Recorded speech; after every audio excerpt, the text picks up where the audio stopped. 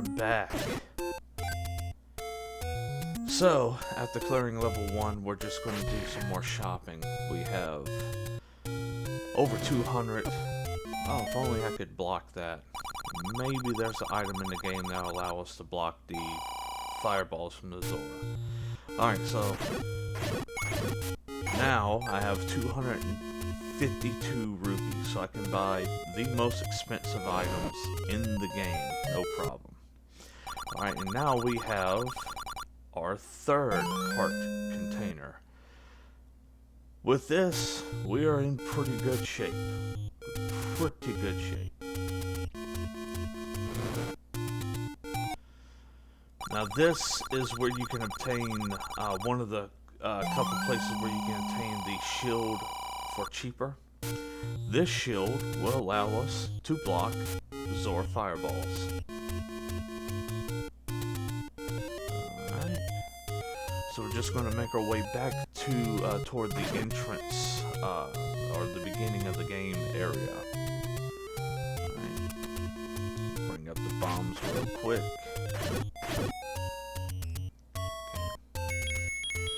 Alright. And this reveals another secret cave.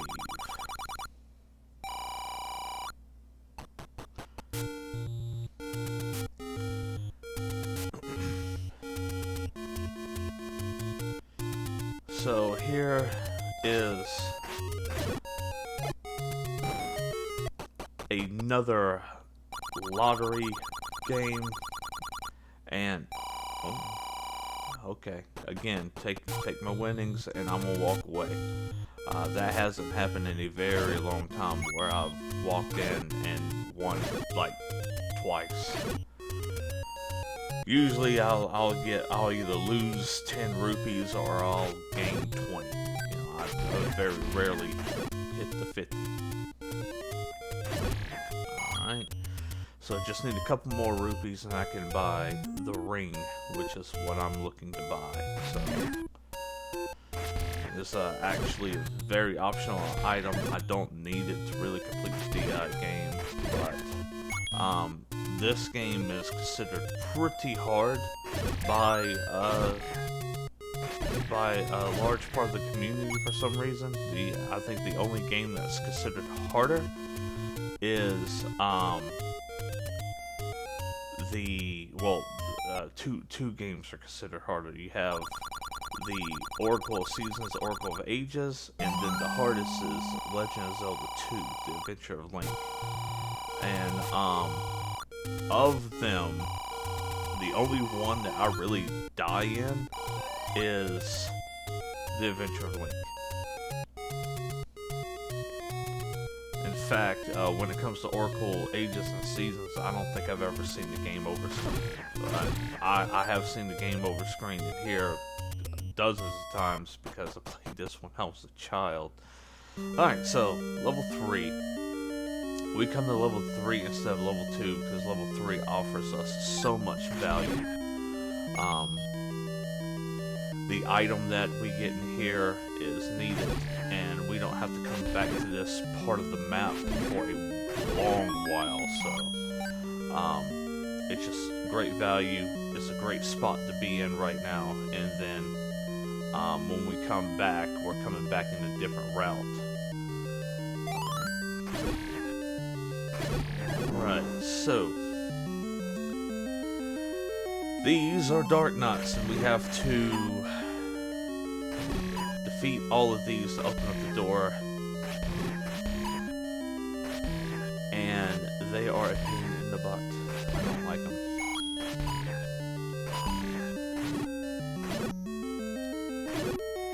I would use bombs here, but I'm down to 1, so. Alright, this one, yeah, you can defeat these, get a item drop, but I'm not. I'm going to just thread the needle and just go right on through. And here we have the raft. This will allow us to leave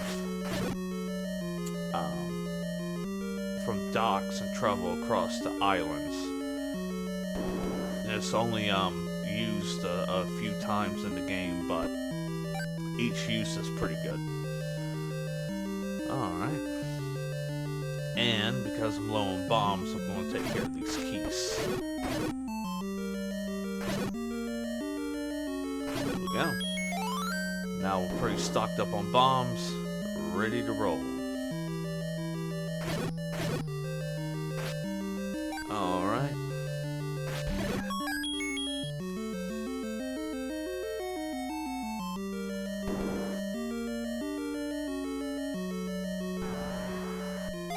So we have our map. It is a manji, which is a symbol for good luck, but we know it as something else in today's standards. This is the manhandla. You can actually kill it with one well-placed bomb, but I didn't do it this time. There we go. And now we have our second Triforce piece.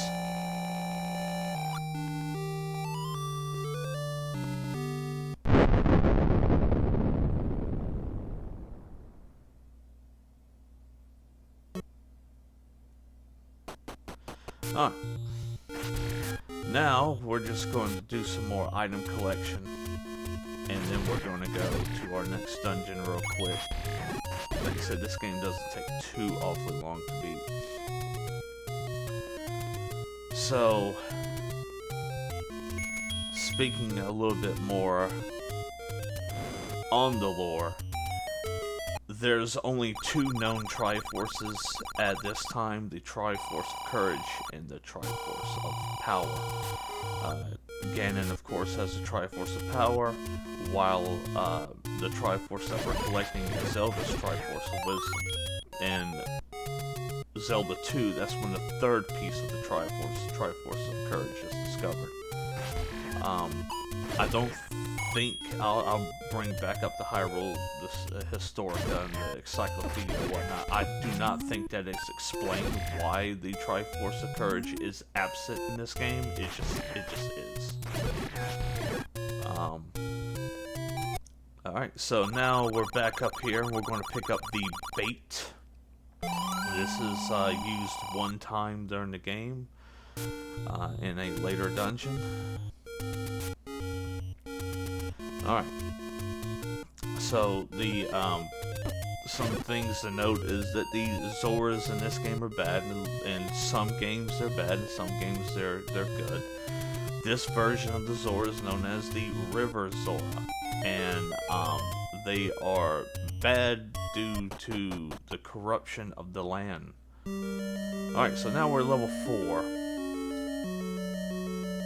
These are Vyres. I actually like these enemies. They appear as a boss in the Oracle games. I think that they're very underutilized enemy. When you hit them, they turn into 2 red keys. So, yeah, they're a vampire enemy.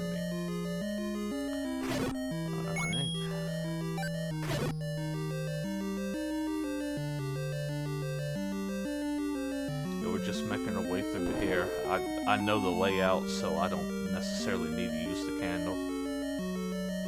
In this room, we do have to clear all the Vyres because we need to go into the room to the right.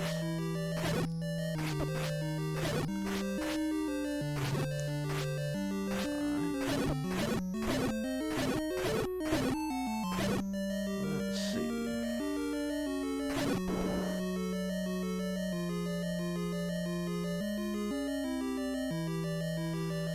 Then we have the classic like. They eat shields if they get a hold of you. And then we have 2 anti-fairies that are running around the room. Great. Alright. So this brings us to the treasure of the dungeon, which is the step ladder. This will allow us to go over 1 space water tiles. We'll see it in action real quick, so I'm going to just stream right on by the room with the Vyres that we destroyed, because they have respawned. Just like that, you can go over 1 space tiles, And just like the Wrath, its uses are limited, but they are great uses. Alright, so we'll make our way over. We're going to bomb the northern wall here. Go ahead and pick up the map. This is the snake, and we're going into a hidden room in the eye of the snake, and it has a nice little bit of rupees for us. So we continue to make our way over, and now you hear the boss of the dungeon, and the only thing we have to do is kill these fire, and it'll allow us to move the block, and now we can face the boss of the dungeon. This is Gliok. This is his two-headed version.